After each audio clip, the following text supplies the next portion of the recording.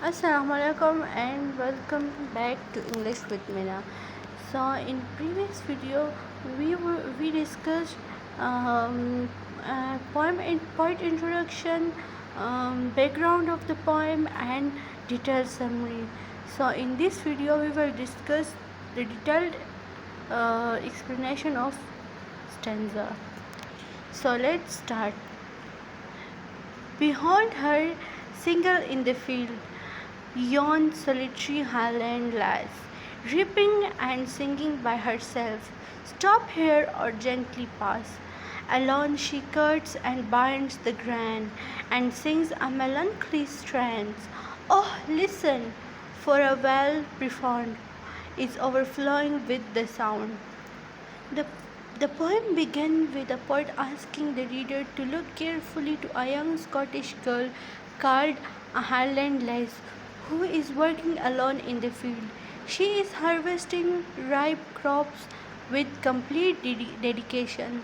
Although she is alone, she doesn't feel lonely because she is happy singing while working.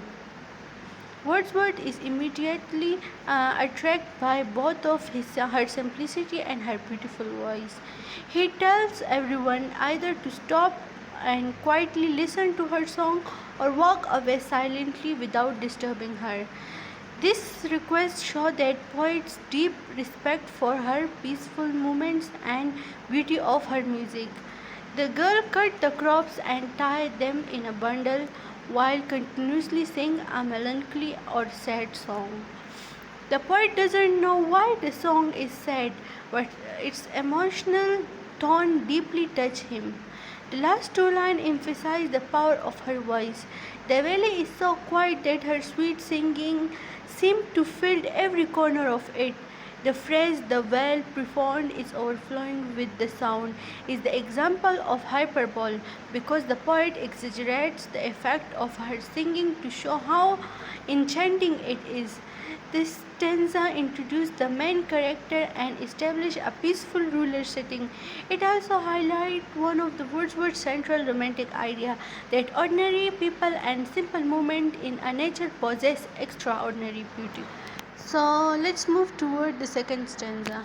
No nightingale did ever chant more welcome notes to weary bands of travellers in some shady haunt among Arabian sands. A voice so thrilling near with heard in springtime from cuckoo bird, breaking the silence of sea among the far Hebrides. So, in this stanza, Wordsworth compared the girls singing with the song of two famous birds, the nightingale and the cuckoo. The poet first imagines exhausted travelers crossing the hot desert of Arabia. When these tired travelers reach a cool, shaded place, the sweet song of nightingale would bring them comfort and hope. However, Wordsworth said that the Highland girl's voice is even sweeter than the nightingale's. Next, he compared her voice with a joyful call of cuckoo's bird, whose arrival announced the bringing of spring. Cuckoo's song breaks the silence of remote Hebrides island of Scotland. Yet the poets believe that the girl's singing is even more thrilled and beautiful. These comparisons show that her voice is unique beyond comparison. Nature itself cannot produce anything more beautiful than her voice. So let's move toward the third stanza. Will no one tell me what she sings? Perhaps the plaintive number flow of old happy far off things and better long ago, or is it some humble lay, familiar matter of today? Some natural sorrow, loss, or pain that had been and may be again.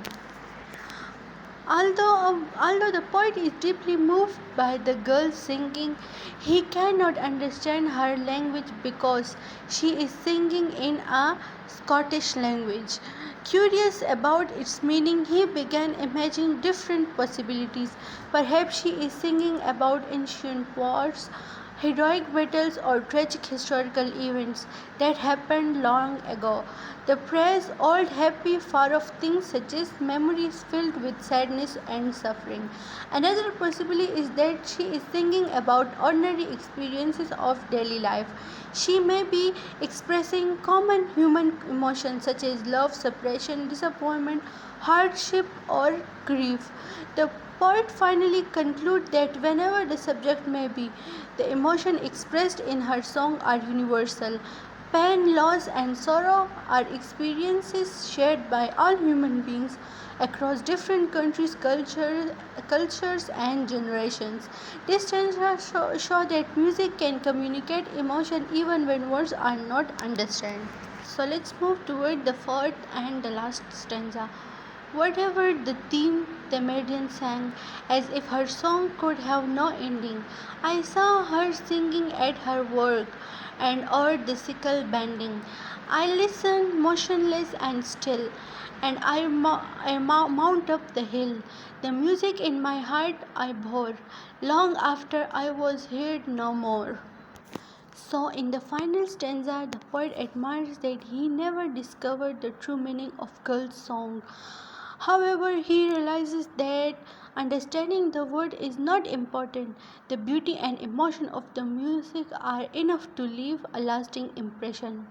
A girl continues singing while bending over her sickle and harvesting the crops.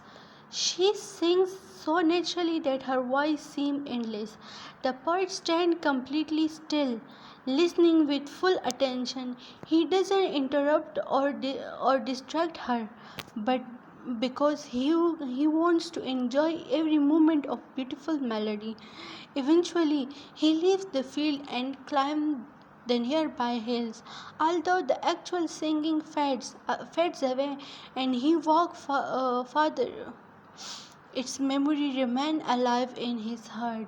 The song becomes a permanent source of joy and inspiration.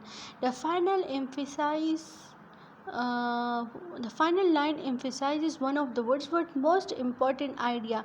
Beautiful experiences in nature continue to live in our memory long after they have ended. So, the overall message of the poem is that solitary people celebrate the beauty of ordinary rural life, the emotional power of music, and the lasting influence of nature on human mind. Through the image of a simple Scottish girl singing while working, Wordsworth showed that genuine beauty often lies in simplest moments, and the music can touch the heart even without being understood. We will discuss literary techniques in other videos. So stay connected. Thank you for watching. If you enjoyed this lecture, don't forget to like, share, subscribe to English with Mina and press the bell icon so you never miss out the English lecture lesson. Allah Hafiz.